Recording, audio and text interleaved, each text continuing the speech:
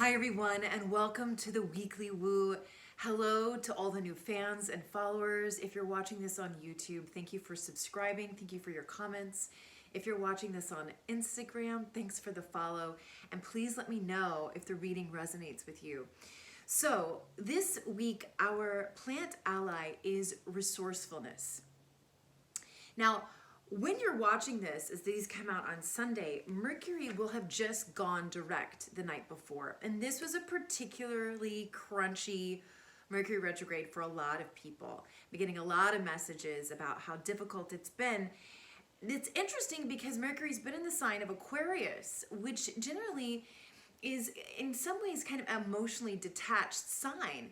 But people have been talking about the muck really being raked as far as the past regret, past remorse, and also anger. Anger coming up towards others. At the root of it is anger towards self. So if that's been your experience, you're not alone.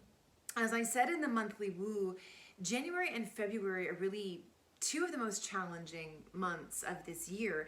And once we get through February, things do ease up. So that's something to look forward to. And the lessons that you've learned in February are really going to push you forward in a way to where you're just unapologetically going to understand something about yourself, a uniqueness about yourself that you're just no longer going to apologize for. And that includes to yourself, right? There's a self-acceptance that this time is giving us an opportunity to digest, assimilate, take on for ourselves. So the question will always be, what is this teaching me? How is this making me more unique? Even when we're thinking about past trauma or decisions that maybe we're not proud of. Aloe, resourcefulness. Now, we also got bee and butterfly as our animal spirits this week, but they were upside down. And so all three of these cards have a very similar message. As Mercury goes direct, there's an impetus to act.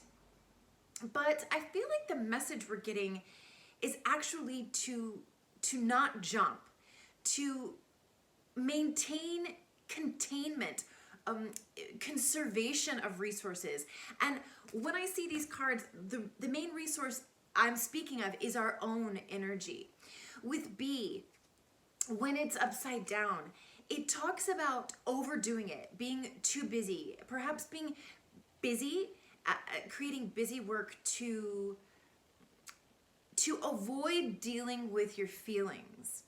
And so we turn B right side up by asking ourselves, where is the doing necessary and where are we overdoing it because we're afraid of being still with how we feel?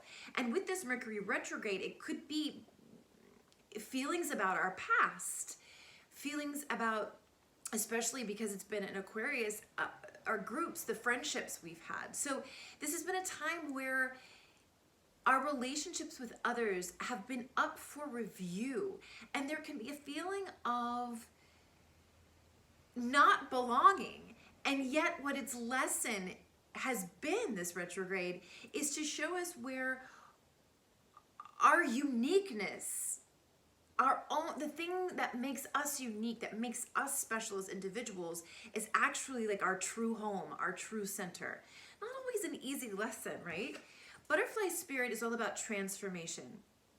When it's upside down, it's reminding us or pointing us to where are we stopping the transformation, because it's easier to stay where we've been.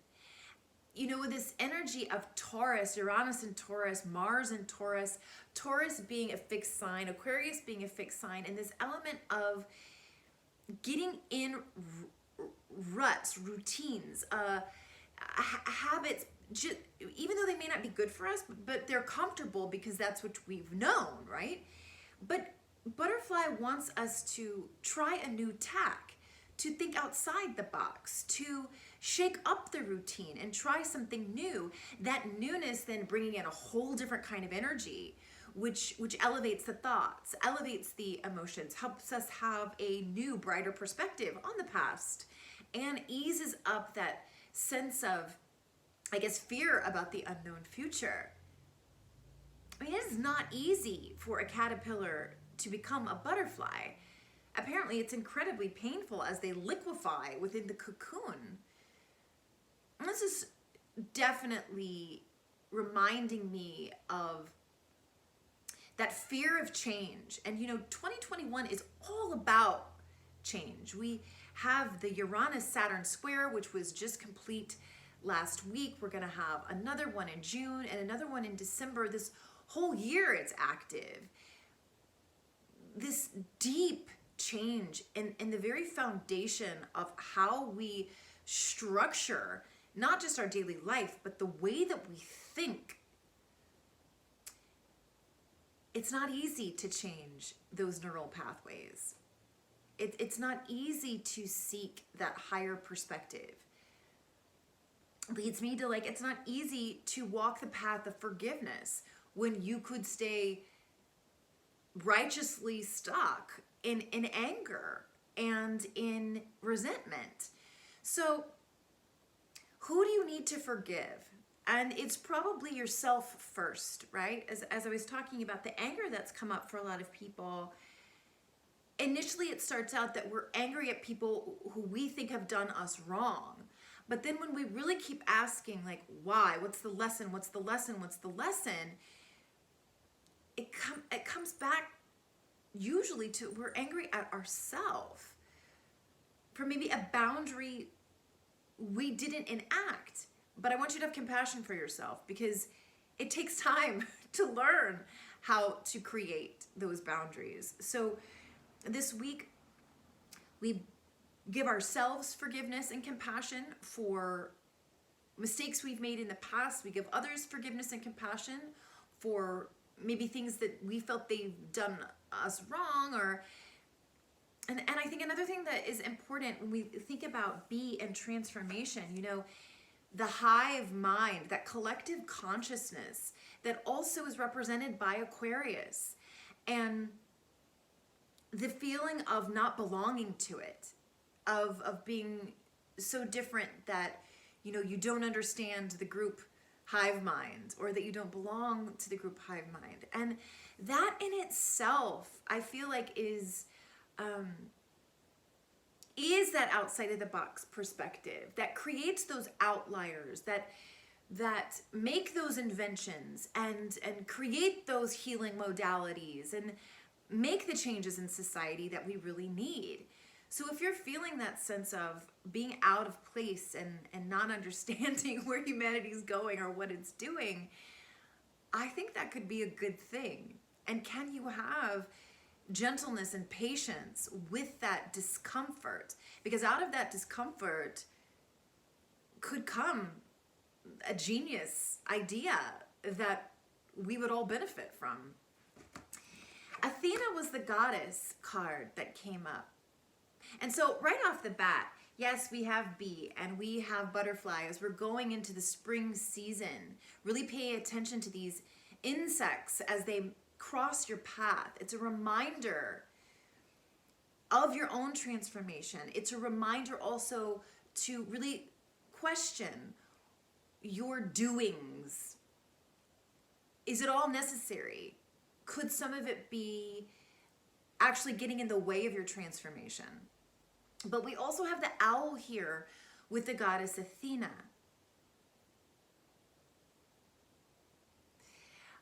I love owls. The ability to see in the dark, a fearlessness of the nocturnal creatures must have, right? But this talks about inner wisdom. You know what to do, trust your inner wisdom, and take appropriate action without delay. But how can you access your inner wisdom if you're revving too high, if you're running too hard, if you're overdoing it? What is the balance between the doing and the being so that you can truly hear that inner wisdom that's available to you? The crystal was muscovite. Are you in search of spiritual teachings? Have you found spiritual teachers to guide you? The wisdom you seek can often be found in books. Open your heart to the spiritual education found in the written word of mystics and saints. The power of prayer restores your spirit and returns you to your center. So there are a couple of affirmations on the back. And in the extended weekly woo, I'll be going through the affirmations. But this, with Athena and the Muscovite, which the wisdom you seek can often be found in books, open your heart to the spiritual education found in the written word of mystics and saints. Wisdom, different from knowledge. Wisdom comes from the experience. Again, right? This transformation. The experience of living life, the experience of pain, of disappointment, of walking the path of forgiveness, right? Because forgiveness isn't a one and done. Sometimes it has to be an everyday thing. So there are books, right? This week you are going to encounter words of wisdom that actually activate, reaffirm your own inner wisdom. I think with Mercury retrograde, it's a time to revisit what you've read, revisit what you've written, revisit conversations, revisit like movies that you've watched before, to mine them for extra. Now as Mercury's going direct, how are you going to put to use what you've accessed, what you've reviewed, right? What you've reread. So perhaps there's a book from your past that would be good this week to pick up. Makes me think of my mother who reads the Bible daily, that there's always something more she's finding, right? From that particular book, that she's imbued with this power in her life. So where is the written word guidance for you? Who are the mystics and saints and ascended masters and deities and whatever?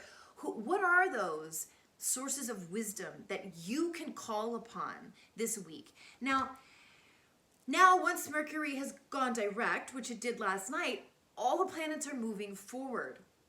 So it can feel like, okay, now I got to do. I got to go right? The bee spirit upside down.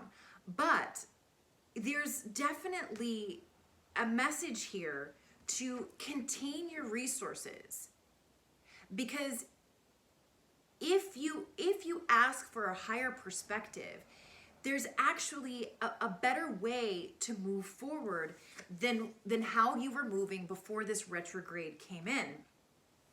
There is an element of if you can resist, right, the instinct to jump this week, there is this window, this opportunity for wisdom to come in and illuminate your path in a way that's going to help create longevity,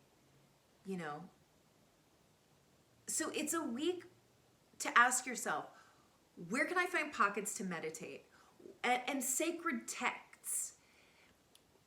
Where can you incorporate sacred texts into your spiritual practice, into your daily life? Whether that's waking up with the Bible or a daily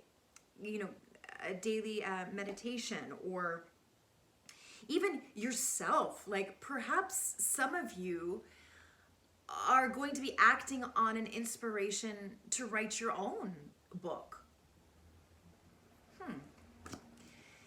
Definitely that message, I'm taking that message myself as well.